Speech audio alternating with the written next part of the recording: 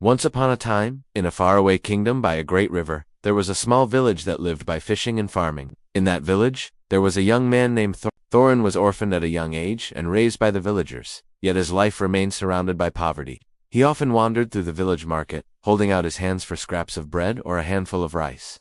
Some pitied him and gave, while others, busy with their lives, drove him away. As he grew older, Thorin kept the same habit. Whenever hunger struck, the only thing he thought of was begging.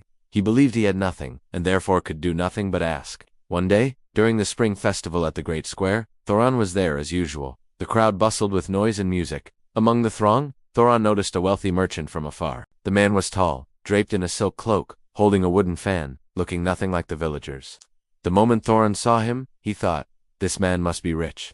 If I beg from him, surely I'll receive much more." So, Thorin hurried over, bowed his head, and pleaded, "Please, sir, have mercy on this poor soul. I am hungry, with no shelter. Could you spare me a few coins?" The merchant stopped and studied Thorin. A moment of silence passed, before he spoke slowly. "Young man, you always ask others, but tell me honestly, have you ever given anything to anyone?" Thorin froze, stammering, "Sir, I am but a poor beggar. I barely survive myself. What could I possibly give to anyone?" The merchant shook his head with a gentle smile. "It is not poverty that prevents giving. If you cannot give, then you have no right to receive. I am a merchant, and I believe in the law of the world, to give and to receive. If you wish to receive more, you must first learn how to give, even the smallest of things." With that, he folded his fan, stepped into his caravan, and disappeared into the crowd. Thorin stood frozen in the marketplace, those words echoing in his mind. All day he could not bring himself to beg. That night, lying on his tattered mat inside a straw hut, he could not sleep. The merchant's words pressed heavily on his heart. "If you cannot give, then you have no right to receive. But, what do I have to give? I am empty-handed, with nothing but these ragged clothes." Thorin sighed. For 3 days, Thorin wrestled with the thought. On the 4th day, as he walked along the riverbank, he noticed smooth, colorful stones glistening in the sunlight, along with seashells and spiral shells washed ashore. Picking a few up, he smiled unconsciously. A thought sparked. Perhaps I could gather these and offer them as gifts to those who give me food or coins. They may not hold much value, but at least they are something. The next morning, Thorin carried a small bag, filled it with beautiful stones and shells, and went to the market. That day, when an old woman handed him a handful of rice cakes, Thorin bowed deeply and offered her a shining green stone. The old woman was startled, then laughed. "My boy, how peculiar. I've never received a gift from a beggar before." Another young man gave Thorin a few coins, and in return, received a spiral shell. He held it to his ear, hearing the echo of the sea, and exclaimed, "How delightful.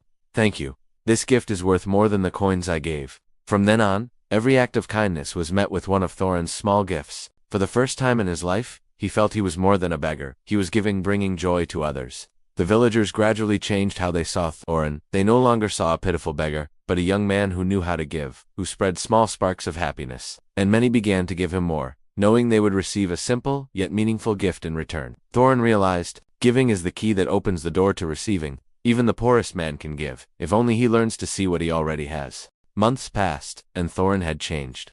He was no longer the man who only held out his hand. Every morning he went to the riverbank to collect uniquely shaped stones and shining shells, carrying them in a small pouch. Whenever someone gave him food or coins, he offered back one of his little treasures. People in the region grew familiar with this image. Some kept a single stone from Thorin for years, treating it as a charm of luck. Others traveled far, carrying his shells as keepsakes of their village. Soon, word of Thorin spread beyond the village. He was no longer called the beggar, but the giver of small gifts, and in his own heart, he felt the difference.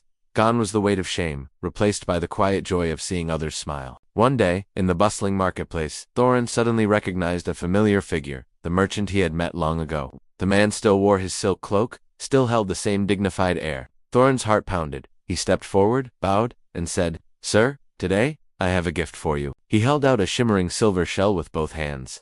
The merchant smiled warmly, placed a few gold coins into Thorin's palm, and accepted the shell. "Excellent, you have understood. You are no longer a beggar. You are a merchant just like me." The man climbed onto his carriage and departed, but his words lingered in Thorin's heart. Standing beneath the wide blue sky, Thorin whispered to himself, "I am not a beggar. I am someone who can give. I can be a merchant. I can be whoever I believe myself to be." That very day, Thorin stopped begging. He began saving the coins he had received, using them to trade for polished stones and shells from fishermen. He arranged them in a small stall at the edge of the marketplace. At first, only a few curious passers-by bought his goods, but soon, merchants from distant lands stopped to admire the unique treasures.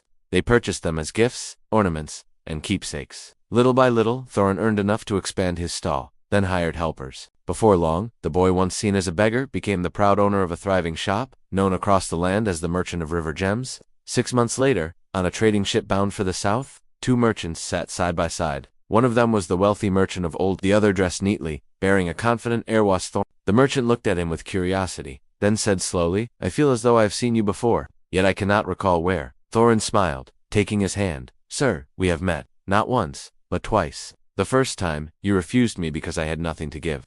The second time, I offered you a seashell, and you told me I was already a merchant." The man's eyes widened before he laughed heartily.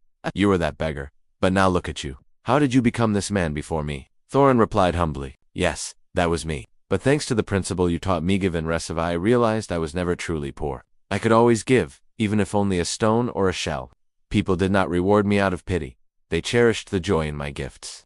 From there I began to trade, and slowly built the life I have today." He added with a quiet smile, "The key that changed my life was not wealth, but a change in the way I thought. I no longer saw myself as a beggar, but as a merchant." The merchant nodded, pride shining in his eyes. The two men spoke together throughout the journey, not as strangers, but as old friends. The tale of Thorin teaches us this truth.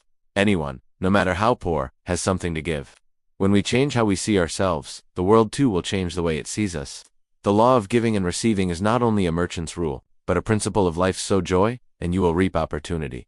No dream is too great, no circumstance is too hopeless. So long as we dare to think differently, act boldly, and believe in our own worth. If you enjoyed this story, don't forget to like this video, subscribe to the channel, and turn on the notification bell so you won't miss the next inspiring story.